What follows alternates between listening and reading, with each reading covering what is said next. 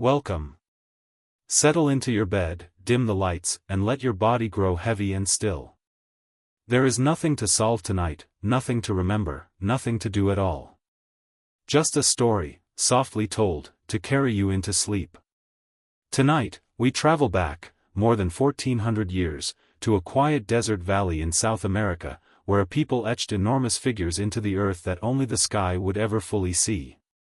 This is the Hush Historian. Close your eyes, if you would like. I will take it from here. On the edge of that vast desert plain, where the great lines had been drawn into the earth long before Illa's own grandfather was born, a different kind of green held its ground, a dense stand of ancient warango trees, gnarled and low and generous, an oasis of shade in a land that otherwise gave little away for free. In a small cluster of low adobe houses near the desert's edge, Illa woke before the others did, as he did most mornings. It was the hour when the world still belonged to darkness, when even the desert foxes had gone quiet in their burrows. He lay still a moment, listening to the soft breathing of his family beside him. His tools lay where he had left them, a simple digging stick worn smooth by his grip, and a woven bag half filled with dried warango pods from the day before. Illa was an orchard keeper, as his father had been, and his father before him, and the tending of these particular trees was the whole shape of his life's quiet purpose. He rose and stepped out into the cool morning air, and began the walk he had walked 10,000 times, along the familiar path toward the grove. The desert stretched wide and dim around him, pale and endless in every direction except the one where the trees still held their ground. Far to the west, where the land flattened into its widest and emptiest stretch, the great ceremonial mounds of Kawachi rose from the plain, catching the very first color of the coming dawn. It was a sacred place, and had been for longer than anyone could say with certainty, a place where the people gathered to offer what they could to forces larger than themselves. By the time Illa reached the grove, the light had begun its slow climb over the horizon, spreading warm color across the low adobe rooftops of the village behind him. Smoke had begun to rise from the morning fires, and the small sounds of a community waking carried faintly across the still air. Inside their home, Sammy knelt beside the low fire, coaxing it back to life with the patient breath of long habit, preparing the morning meal the way she did every day of their life together. She did not need to ask where Illa had gone. She had known the answer for as long as she had known him. The meal was simple, dried maize and beans and a handful of warango pods, laid out on a woven mat in the corner of their home. It was not an abundant table, but the desert rarely offered abundance easily, and they had learned long ago that steadiness mattered more than variety. Their son Toma was already awake and restless, running along the dusty path near the village the way boys do, chasing nothing in particular, delighted simply by the freedom of an open morning. He was 10 years old enough now to help in the grove, young enough still to treat most of his days as a kind of endless play. Around the village, the ordinary business of the morning continued in its familiar shapes, women bent over looms weaving cloth in the same intricate geometric patterns their mothers had taught them, others shaping wet clay into the smooth vessels the whole community depended on.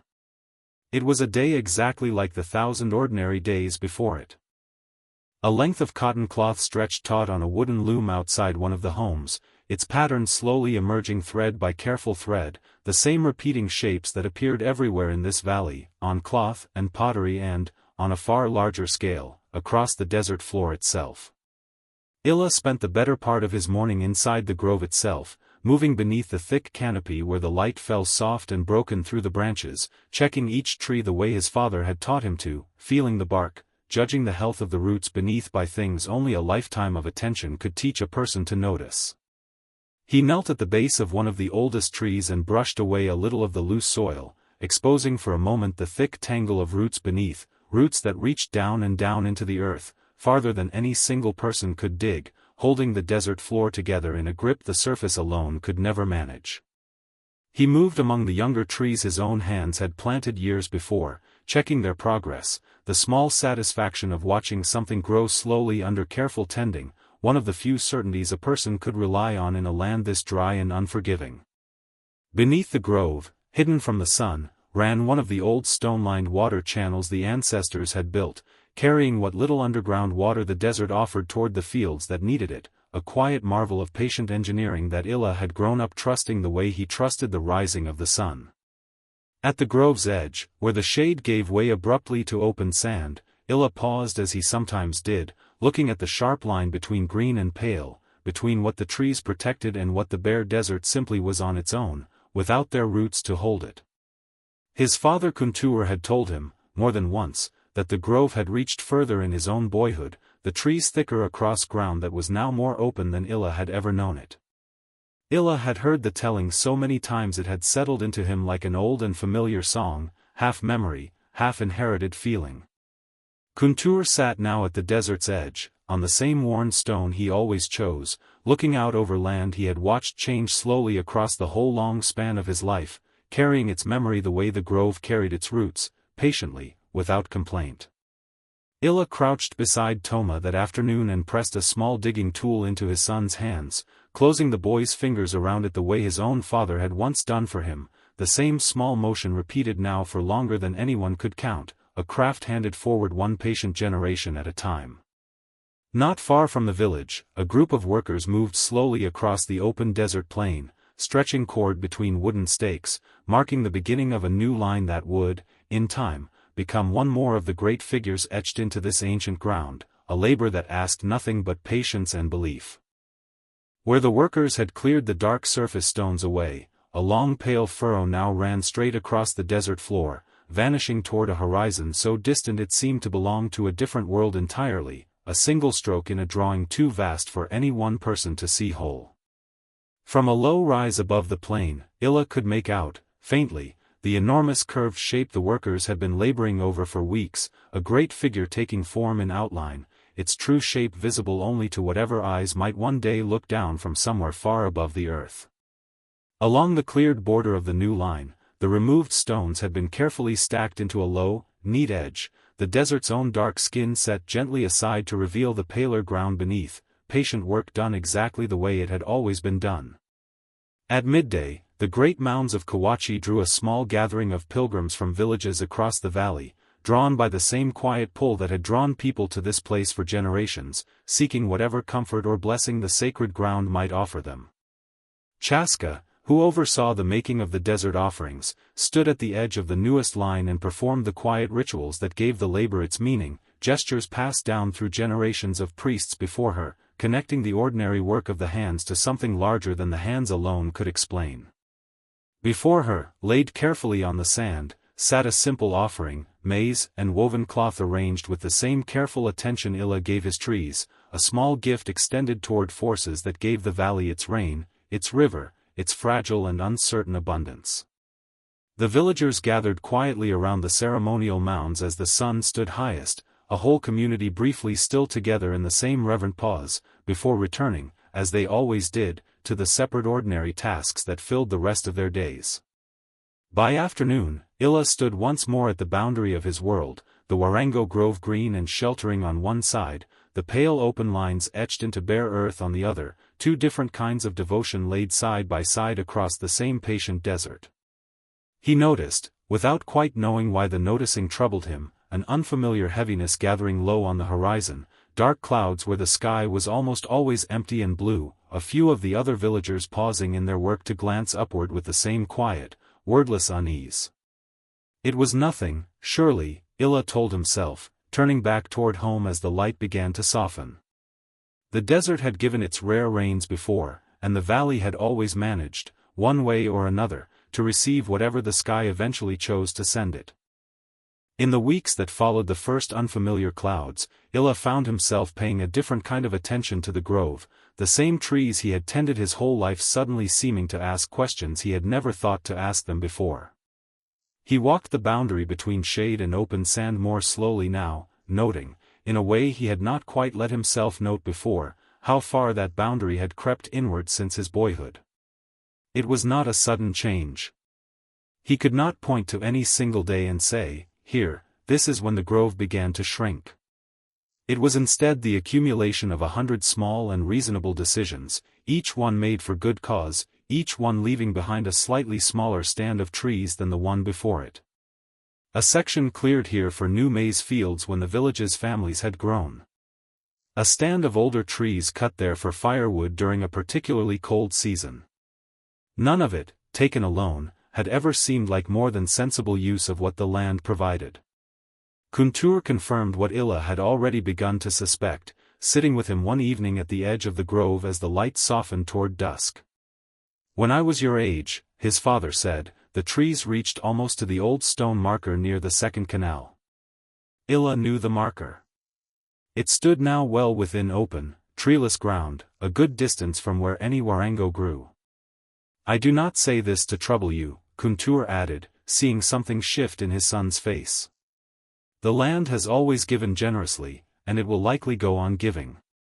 I only tell you what I remember, because someone should remember it, and I will not always be here to do the remembering." Illa carried his father's words back to the village that evening, turning them over the way a person turns over a stone that feels heavier than its size suggests. He did not speak of it to Sammy right away, uncertain himself what exactly there was to say. The grove still stood. The trees still bore their pods each season. Nothing had failed yet, and it seemed foolish to grieve a failure that had not, in any way he could point to, actually arrived. And yet the noticing did not leave him. In the days that followed, he found his eyes drawn again and again to the tree lean, measuring it against some private and unspoken memory of how it had looked in years past, a memory he was no longer entirely certain he trusted, since memory has a way of softening or sharpening things according to a person's fears rather than the plain truth of what was. The village elders met that same week to discuss the clearing of a new section of grove for additional fields, the growing population of the valley requiring more land than the existing farms could easily provide. Illa attended, as he always did, and listened to the reasoning laid out plainly by men he respected, men who were not careless, who weighed the decision with the same seriousness they weighed any matter that touched the whole community's welfare. He found himself, for the first time in his life, wanting to speak against a decision that on its face seemed entirely reasonable. The valley needed food. The trees, cut carefully and used well, gave good wood and cleared good ground. There was nothing reckless in what was being proposed, nothing that any farmer in that circle would have called wasteful or foolish. And yet Illa thought of the roots he had exposed at the base of the old tree days before, the deep tangled grip they held on the loose desert soil, and felt a hesitation he could not fully translate into the kind of argument that might change a council's mind. He was not a man given to speaking beyond his knowledge, and his knowledge, when he tried to shape it into words, amounted to little more than a feeling, a private unease that the trees were doing something for the land that the land could not easily do without. He spoke, in the end, only a little, offering what he could without overstating what he did not fully understand himself. He suggested the clearing begin at the grove's edge nearest the fields already in use, rather than deeper within the older stands, and this small suggestion was accepted without much debate, a reasonable adjustment among reasonable people who had no particular reason to doubt him, but no particular reason to weigh his hesitation more heavily than the valley's plain and pressing need for food. The clearing began within days, a section of younger trees near the grove's southern edge felled and cleared, the wood distributed among households for building and fire, the ground turned over for planting before the next rains, whenever they might choose to come. Illa helped with the work himself, as was expected of him, and found that the doing of it did not feel as heavy as the anticipating of it had felt. The trees came down. The ground was cleared. Life continued, exactly as it always had, and the valley, for now, showed no sign of missing what had been taken from it. That evening, walking home past the newly opened ground, Illa allowed himself to hope that his unease had been nothing more than an old man's nostalgia passed down and taken too seriously by a son inclined toward worry.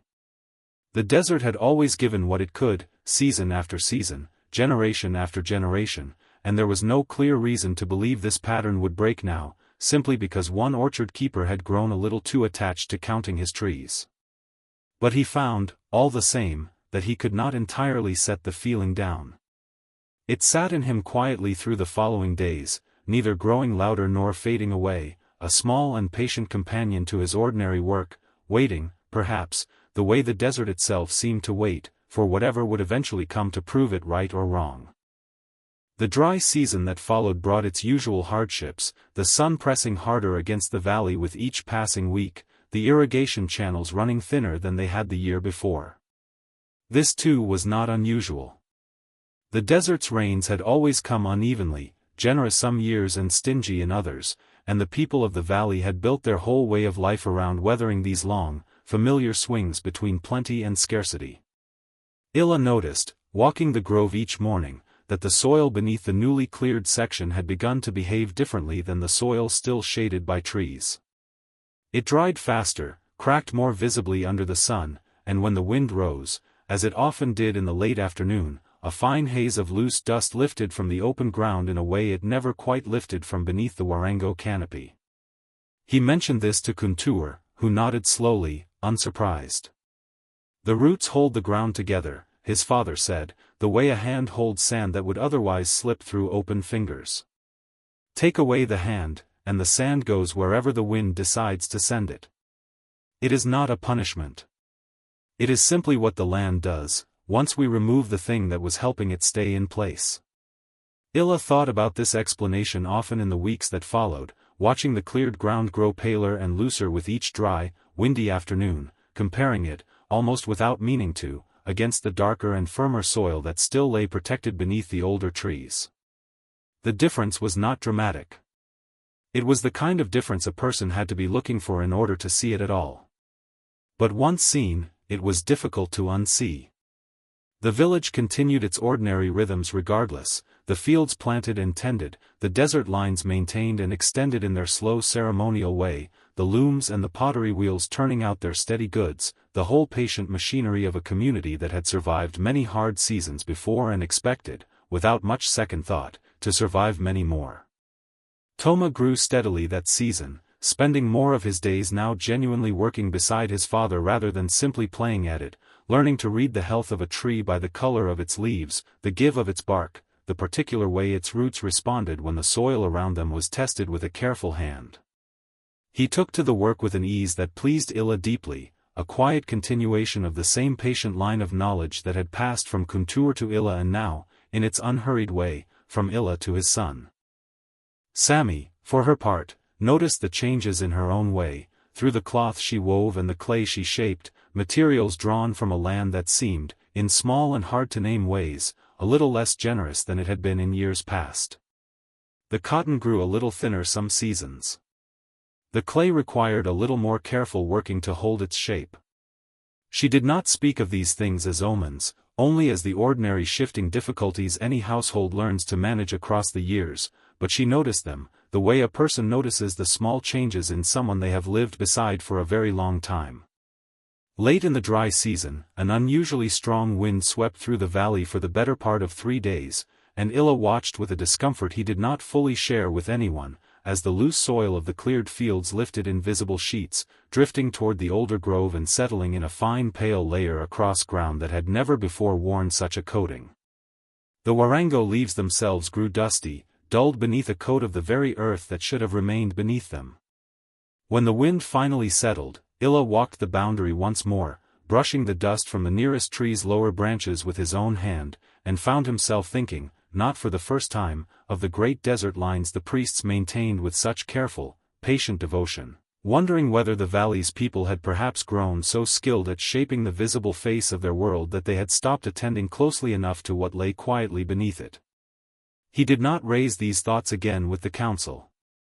There seemed little point. The clearing had already been done, the fields already planted, and undoing either would have solved nothing and cost the village dearly for no guaranteed gain. Instead he simply returned to his own quiet work, tending what remained of the grove with even greater care than before, as though his attention alone might somehow compensate for whatever the valley, as a whole, had begun almost imperceptibly to lose. The rains, when they finally came weeks later, arrived gently, the ordinary modest rainfall the valley had always relied upon, enough to green the fields and fill the channels without any hint of the unusual violence that true storms sometimes carried. Illa felt something in his chest ease at the sight of that gentle, familiar rain, and allowed himself, for a while, to set his quieter worries aside, trusting, as his neighbors trusted, that the valley knew how to endure whatever came, exactly as it always had. Dinner came at its usual hour that evening, the household gathering as it always did around the low fire while the light outside softened toward dusk. Sammy had prepared a simple stew of beans and dried fish traded from villages nearer the coast, and the four of them, Illa, Sammy, Toma, and Kuntur, who had taken to eating with them more often now that his own strength had begun to fade, settled onto the woven mats with the easy comfort of long habit. Toma spoke at length about the day's work in the grove, describing with more pride than the task perhaps warranted the particular tree he had tended almost entirely on his own, a young warango his father had let him claim as his personal responsibility some months before. Illa listened with the quiet attention he gave most things his son said, offering occasional questions to keep the boy's enthusiasm moving, content simply to sit in the gathering dark with his family close around him. Kuntur ate slowly, as he did most things now, and spoke less than he once had, though his eyes still moved over the small scene before him with the same careful attention they always had, watching his grandson describe a tree with the same pride Kuntur himself had once felt describing his own first trees to his own father, a pattern repeating itself so faithfully across generations that it seemed less like a family's particular story and more like something the desert itself had written into the shape of every life lived beside it. Sammy asked Illa, in a quiet moment between Toma's stories, whether he still carried the unease that had settled over him in recent months, whether the winds and the paler soil still weighed on him the way they had seemed to earlier in the season. Illa considered the question honestly before answering. He told her that the feeling had not entirely left him, but that it had grown quieter, folded now into the ordinary rhythm of his days rather than sitting apart from them the way it once had. The grove still stood. The trees still gave what they had always given. Whatever slow change moved beneath the surface of things, it had not yet asked anything more of him than careful attention. Kuntur, listening to this exchange without quite seeming to, offered a thought of his own once Illa had finished. A wise farmer worries a little every season, he said. That is simply the cost of tending something you cannot fully control. The question is never whether to worry. The question is only whether to let the worry become larger than the work itself. Illa found comfort in this the way he generally found comfort in his father's words, not because they resolved anything, but because they gave the unresolved feeling a shape he could carry more easily. After the meal, Toma was allowed to stay outside a little longer than usual, chasing the last of the evening light across the open ground near the house with the boundless energy that seemed to visit him most strongly at the exact hour his parents most wanted him settled. Illa watched him from the doorway, arms crossed, feeling the particular tiredness that comes only from a full day spent in careful, patient labor, a tiredness he had always privately considered one of the better kinds available to a person. Sammy began clearing the simple dishes, humming softly under her breath, an old tune without any name that Illa had never learned but had come to associate, across their years together, with the particular feeling of an ordinary evening in which nothing at all was wrong. He found himself, watching her, marveling quietly at how little his life actually required to feel complete, a full table, a healthy son, a wife whose humming filled the small silences of their home, an aging father still present to offer his hard-won wisdom. Kuntur rose slowly, aided by his walking stick, and made his way toward the small sleeping mat kept for him near the back of the house, pausing once at the doorway to look out at the darkening sky the way he often did before settling in for the night. Illa noticed him linger there a moment longer than usual, his gaze fixed on something at the horizon, and asked what had caught his attention. Kuntur did not answer immediately. When he did, his voice carried a note Illa had not often heard in it, something between curiosity and old, half-buried memory. "The sky," he said, "looks the way it looked once, a very long time ago, before a rain came that people spoke of for years afterward. It is likely nothing. But I thought I should mention it." Illa stepped to the doorway himself and looked out at the sky his father had been studying, finding only the ordinary darkening blue of an ordinary evening, a few early stars, nothing that struck him as unusual in any way he could name. He told his father this gently, and Kuntur nodded, accepting the observation without argument. An old man's memory offered freely and just as freely set aside if it found no confirmation in the present moment. The household settled toward sleep in its familiar rhythm after that, lamps extinguished one by one, the small sounds of the day fading into the deeper quiet of night. Illa lay beside Sammy in the dark, turning his father's words over once more before sleep found him, and told himself, as he had told himself all season, that whatever the sky was or was not preparing, the valley had always found its way through, and would likely find its way through again. The change, when it came, arrived so gradually that no single day announced it clearly. It began with a heaviness in the air that Illa noticed first as simple discomfort, a thickness to each breath that made the ordinary work of the grove feel more tiring than it should have. He mentioned it to no one at first, assuming it was some passing effect of the season, a shift in temperature or wind that would resolve itself within days. But the heaviness did not resolve. Instead it grew, day by day, accompanied now by clouds that gathered along the eastern horizon each afternoon in formations Illa did not recognize from any ordinary season he could remember, tall and dark and strangely still, hanging over the distant mountains as though gathering their strength before some decision not yet made. Kuntur watched these clouds with an attention that had sharpened considerably since that first evening at the doorway, walking out each dusk now specifically to study the horizon, murmuring to himself in a way that made Illa uneasy in a manner he could not quite articulate. When Illa finally asked him directly what he believed was happening, his father answered slowly, choosing his words with evident care.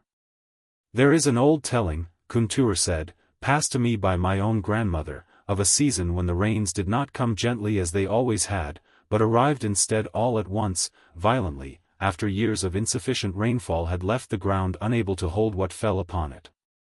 She said the valley had never fully recovered its old shape after that season. She said the land remembered what had been taken from it, and answered accordingly when enough was finally returned." Illa did not know what to make of this telling, whether it described something that had truly happened or had simply grown, across the generations of retelling, into something larger and more fearsome than the original event had actually been. But he found that he could not entirely dismiss it either, not with the clouds gathering as they were, not with the memory of the pale, loosened soil still fresh in his own recent observation. He began, without quite deciding to, taking a different kind of inventory of the valley's defenses, walking the boundaries of the grove more frequently, noting which sections still held their full density of roots and which had thinned in recent years, forming in his mind a rough private map of where the land stood strongest and where it stood most exposed. The village council met again that week, this time to discuss the clouds directly, several other farmers having noticed the same unusual formations Kuntur had first remarked upon.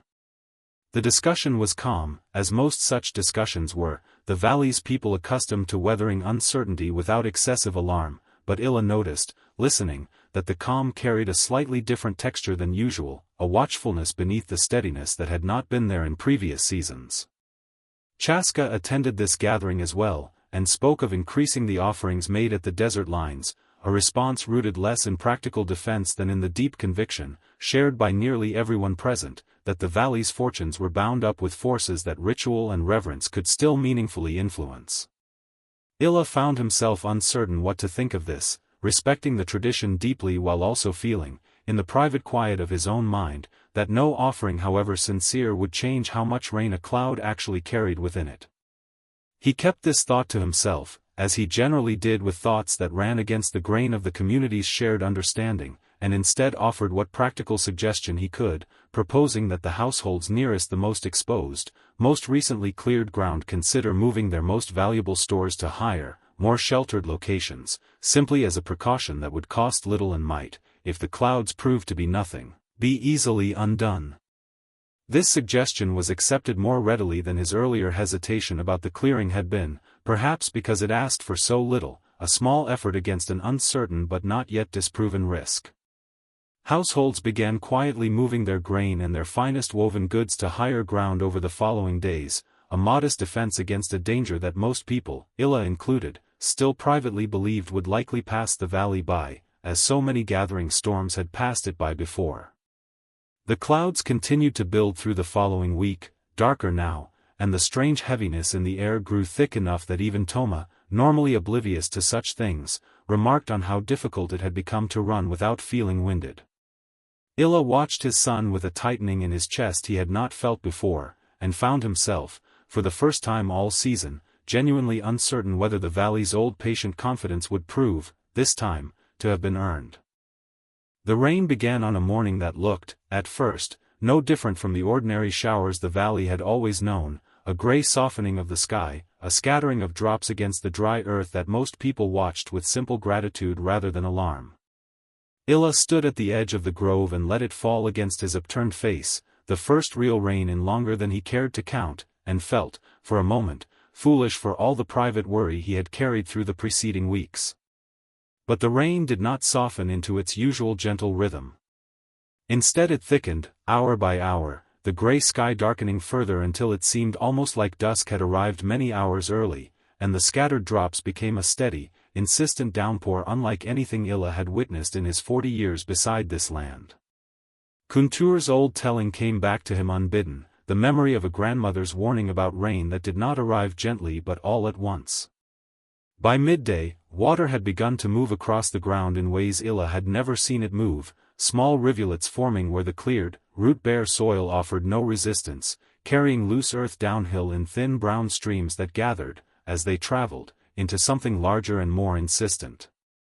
He hurried toward the village, calling to those he passed, though most had already noticed the change and stood watching the sky with the same uneasy attention he felt in his own chest.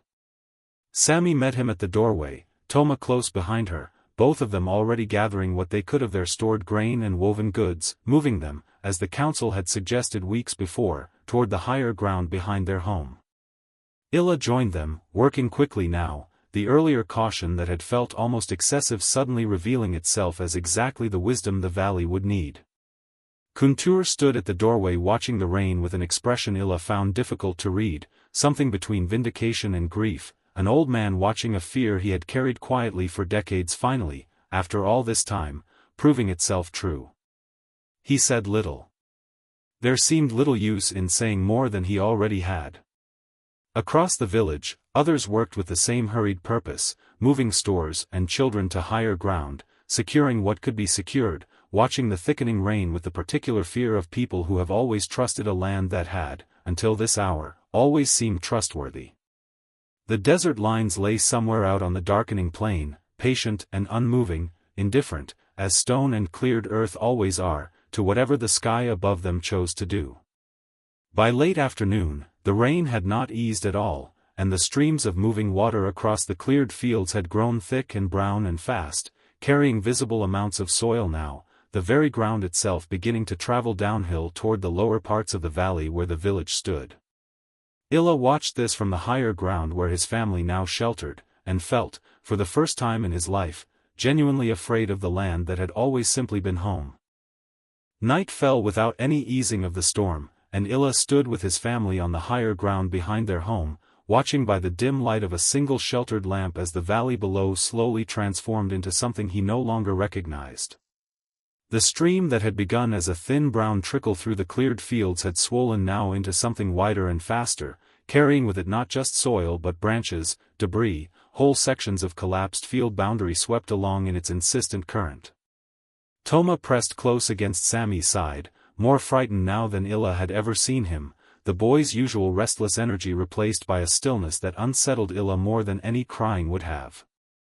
He put a hand on his son's shoulder and told him, in the calmest voice he could manage, that they were safe on this higher ground, that the water, however loud and however strange, could not easily reach them here.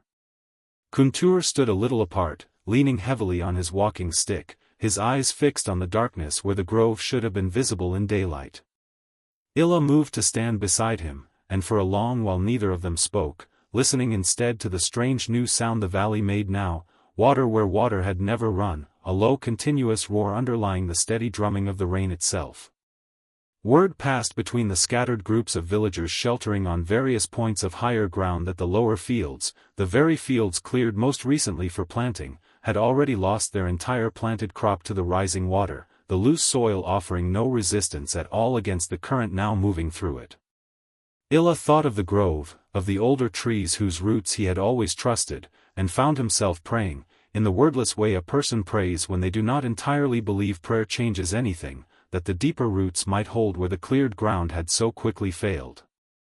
Somewhere in the darkness, a structure gave way with a sound loud enough to carry over the rain, and several people cried out, though no one could say with certainty what had fallen or whether anyone had been near it. The night stretched on in this fashion, fragments of information passed uncertainly between frightened neighbors, no one able to see clearly enough to know the true shape of what was happening to their valley. Sammy held Toma close and began, quietly, to hum the same wordless tune she hummed on ordinary evenings, and Illa found something in the familiar sound that steadied him slightly, even here, even now, the ordinary reasserting itself in small ways against a night that had otherwise abandoned every ordinary shape he knew. He kept his eyes on the darkness where the grove stood, unable to see it, unable to know yet what the water had taken and what it had spared, and waited, as everyone in the valley now waited, for whatever the morning would eventually reveal. Sometime past the deepest part of the night, word came from the families sheltering nearest the main channel that the water had begun climbing toward even the higher ground many had believed safe, forcing a second retreat further up the valley's sloping edge.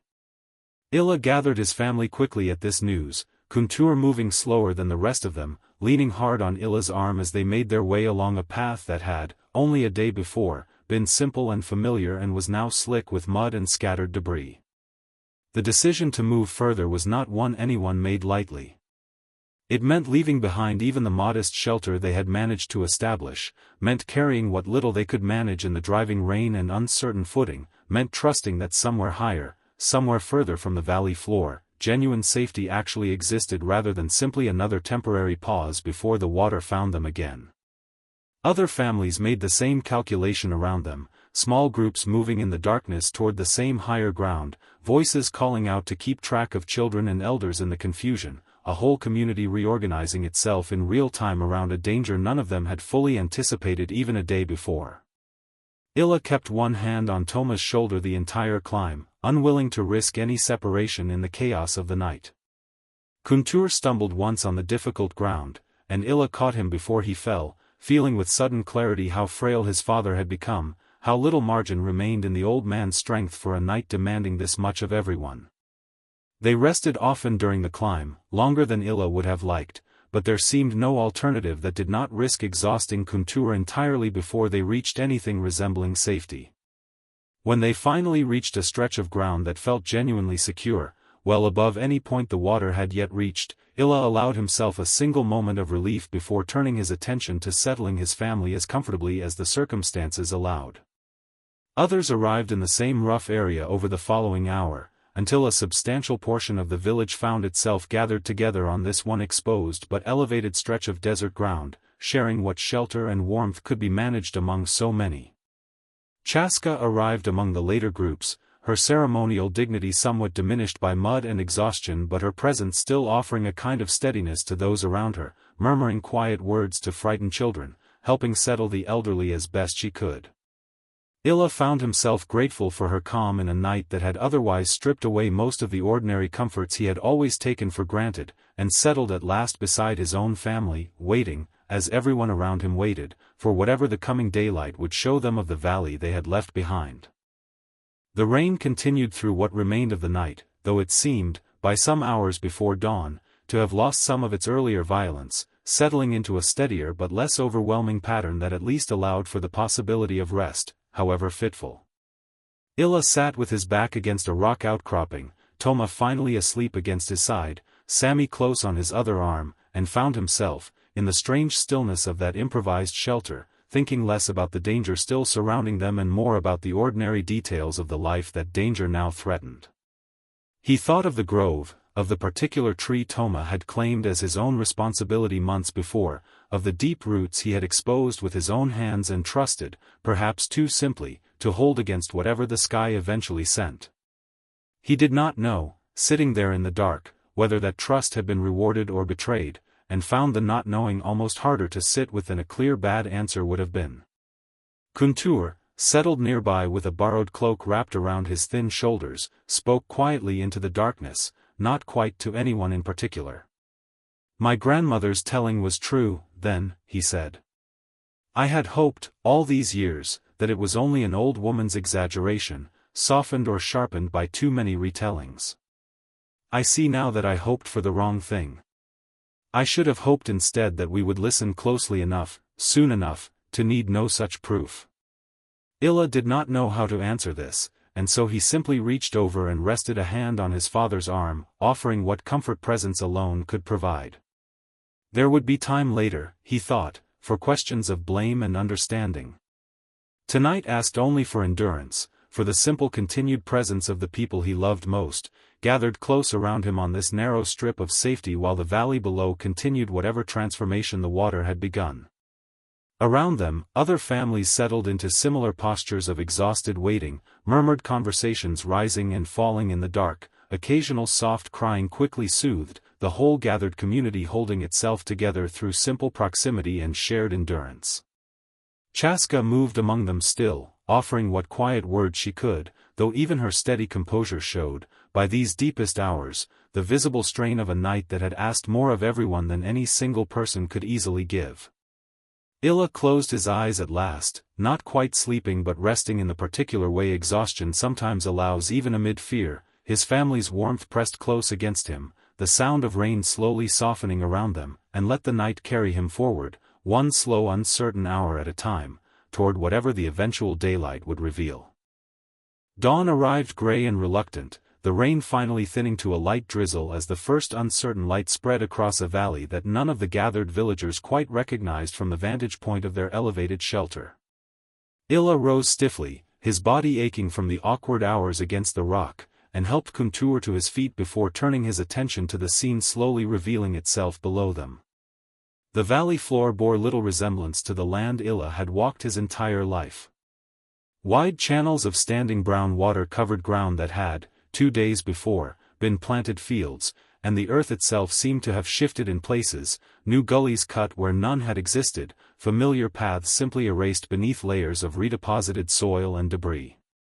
Illa searched instinctively for the grove, for the dense familiar green that had always marked the horizon in that direction, and felt his chest tighten at what he found instead.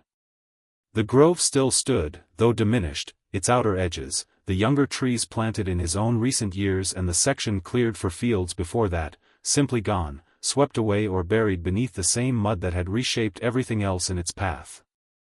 But the older heart of the grove, the ancient deep-rooted trees his father and grandfather had tended, still held their ground, dark and battered but upright, an island of stubborn green amid the flood's brown devastation. Sammy stood beside him, taking in the same scene, and said nothing for a long while, her hand finding his without either of them needing to speak the shared relief and shared grief the sight provoked in equal measure. Toma, waking beside them, asked in a small voice whether their home still stood, and Illa realized he did not yet know, could not yet tell from this distance whether their particular house had survived what so much of the valley clearly had not. Other villagers around them began the same anxious searching, voices rising as people identified, or failed to identify, the fate of their own homes and fields amid the transformed landscape below. Some wept openly. Others simply stood in a kind of stunned silence, unable yet to fully process the scale of what the night had done to a valley they had always trusted to remain, in its essential shape, the same familiar place their whole lives had been built upon. Kuntur stood a little apart from the others, looking down at the grove's diminished but surviving heart with an expression Illa could not fully read, something that held both sorrow and a strange, quiet vindication together without contradiction. The roots held, he said finally, more to himself than to anyone else. Where the roots still ran deep, the land held. It is only where we had already taken the roots away that the land had nothing left to hold it with. The village descended slowly over the following hours, picking a careful path through mud and debris toward homes that ranged, they found as they went, from entirely intact to completely erased, an unevenness that offered no clear logic beyond the simple accident of elevation and proximity to the worst of the water's path.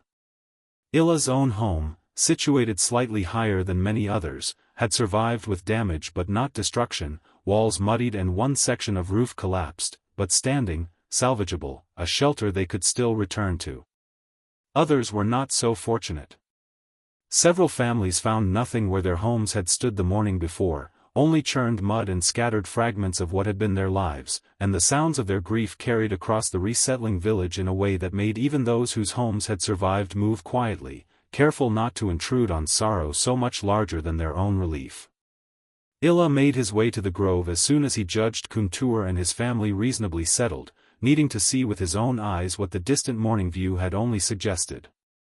He found the destruction more complete than he had feared in some sections, the younger trees entirely gone, the cleared fields beyond them scoured down to bare rock in places where the fertile soil that had taken generations to build had simply been carried away in a single night. But the old grove's heart held, exactly as his father had said it would, the ancient trees standing battered and stripped of many branches but alive, their deep roots having done precisely the work Illa had always half understood but never fully trusted enough to defend loudly against a council's reasonable need for more farmland. He stood among the surviving trees for a long while, running his hand over trunks that had weathered a storm the cleared ground could not begin to survive, and felt the private unease he had carried all season finally resolve into something more like grief and confirmation together. Toma found him there some time later, picking his way carefully through the mud, and stood beside his father in silence, looking at the trees that had survived and the bare scoured ground just beyond them where nothing familiar remained at all. Illa put a hand on his son's shoulder and told him, as plainly as he could manage, what he now understood with a certainty he had lacked before the storm.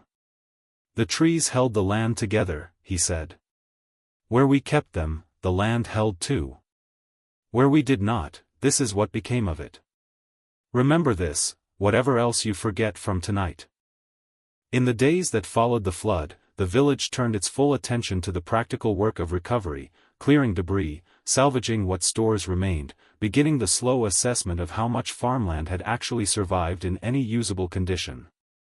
Illa found himself, in the midst of this collective effort, thinking constantly of the grove's surviving heart and the bare devastation just beyond it, unable to set aside the lesson the storm had taught so plainly. He raised the matter again before the council, this time with a confidence he had lacked before the flood, no longer offering a vague uneasy feeling but pointing directly at the visible evidence spread across the valley floor for anyone to see. Where the old roots held, he said, the land held. Where we cleared them for new fields, the land washed away entirely, and gave us nothing in return for what we took from it. If we rebuild only as we built before, we will simply prepare the valley for the next storm to take even more than this one did. The council listened more carefully to this argument than they had listened to his earlier hesitation, the flood itself having done more to persuade them than any words alone could have managed. They agreed, after considerable discussion, to replant a wider protective band of warango along the vulnerable edges of the valley's fields, a slower path to recovered farmland than simply reclearing what had washed away, but one that carried, now, the weight of hard evidence behind it. Illa took charge of this replanting himself, working alongside Toma and several other families through the following weeks, selecting the hardiest young trees from the grove's surviving stock and establishing them along the boundaries where the flood's damage had been most complete. It was slow, patient work, the kind he had always loved best, made more meaningful now by the clear understanding of what these particular roots were actually protecting against. Kuntur, though his strength continued its slow decline, came to the grove often during this period, sitting nearby while Illa and Toma worked, offering guidance drawn from a lifetime of watching trees grow and land change around them. He seemed, in these weeks, more at peace than Illa had seen him in a long while, his old private worry finally given voice and, however painfully, finally heeded by the community around him. The rebuilding extended beyond the grove itself, homes repaired or rebuilt entirely, irrigation channels cleared of the debris and silt the flood had deposited within them, the whole valley slowly reassembling itself around its survivors. It was not the same valley it had been before the storm, and everyone who had lived through that night carried some private mark of what had been lost, but it was, gradually, becoming a valley again, shaped now by a harder-won understanding of what its patient generosity actually depended upon.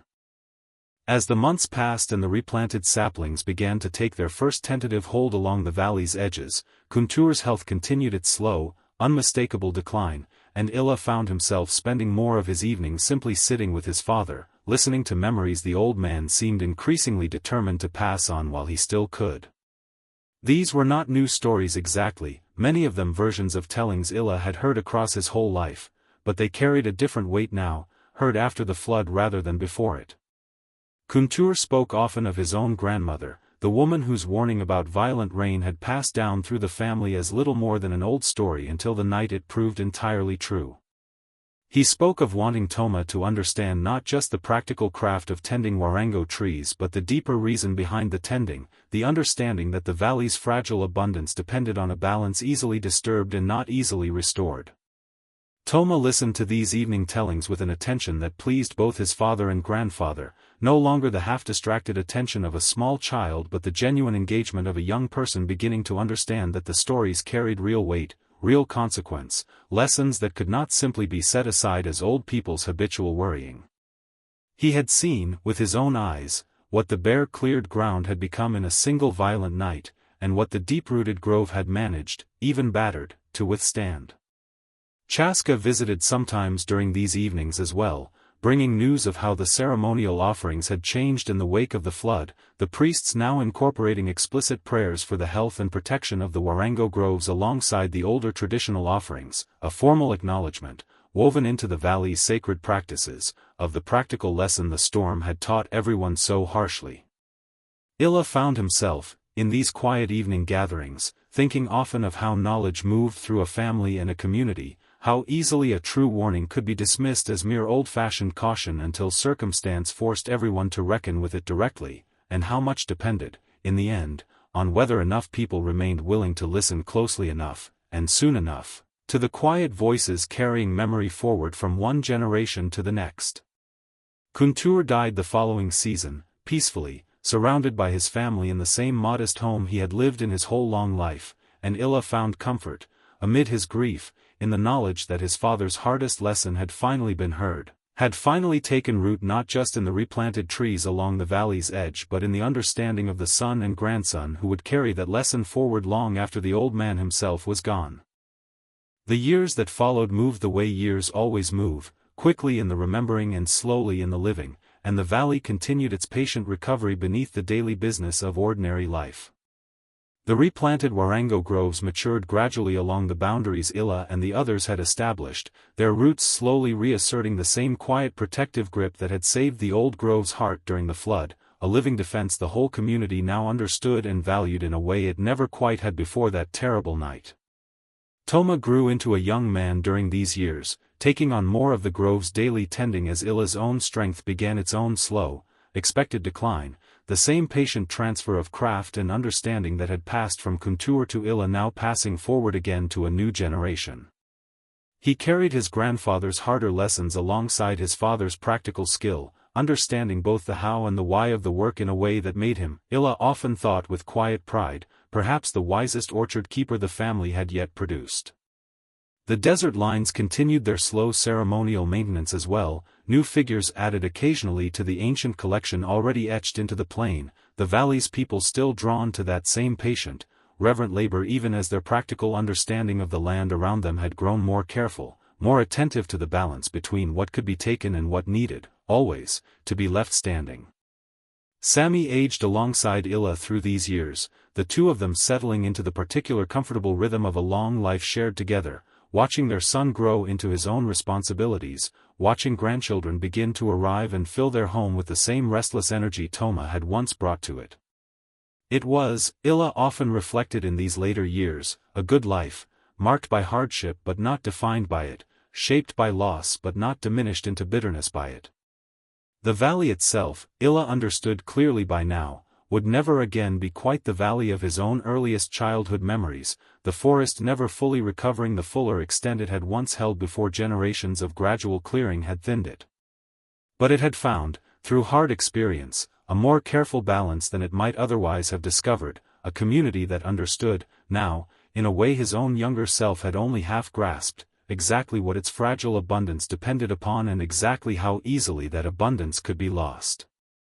He thought sometimes, in his own quieter later years, of all the small ordinary decisions that had led to that one terrible flood, none of them reckless on their own, each one reasonable in its own moment, and understood that this, perhaps, was the truest lesson of all, that the largest changes rarely announce themselves clearly, and that a people's wisdom lay not in avoiding every risk but in remaining humble enough to keep listening, season after season, to whatever the land itself was quietly trying to tell them. Centuries passed over that quiet desert valley, the Warango groves rising and thinning and rising again across generations that came after Illa's own, the delicate balance he had helped restore holding, for a long while, against whatever storms the sky eventually sent. The desert lines remained too, patient and unchanged, their true shapes visible only from heights no person of that ancient world would ever have occupied, waiting in silence for eyes that would not arrive to properly see them for well over 1,000 years. When those eyes finally came, scholars and travelers puzzling over the enormous figures etched into the plain, they found also, buried beneath centuries of drifted sand, the remains of the ancient groves themselves, Warango roots and trunks preserved in the dry desert air, evidence of a forest that had once stood far denser across this land than the sparse, scattered trees that remained by the time anyone thought to study it closely. Patient researchers, piecing together pollen samples and buried wood across many careful years of study, slowly reconstructed the story the land itself had quietly kept, a story of gradual clearing followed by catastrophic flood, of a delicate desert balance disturbed by reasonable, ordinary decisions accumulated across generations, until a single violent season revealed all at once what had been changing invisibly for so long. It was, they came to understand, not so different from stories unfolding in other places and other ages, the same patient lesson written into stone and soil wherever people mistook a generous land's patience for an unlimited promise. Nobody now remembers the name of the orchard keeper who first raised his quiet objection to a reasonable clearing, nor the name of his father who carried an old warning forward until circumstance finally proved it true, nor the son who inherited both the practical craft and the harder wisdom and carried them forward in turn. Their names, like so many names from that ancient valley, were never written down anywhere that survived the centuries between their ordinary lives and our own curious searching. But the lines remain, vast and patient, drawn across a desert floor that still remembers, in its buried roots and windblown sand, exactly what was asked of it and exactly what it gave in return. And somewhere beneath that same enduring sky, the descendants of trees that one careful family fought to save still stand, roots reaching deep into soil that has, for all these centuries since, continued quietly holding itself together, one patient generation at a time. Sleep well. This is the Hush Historian, and I will be here, softly, whenever you need me again.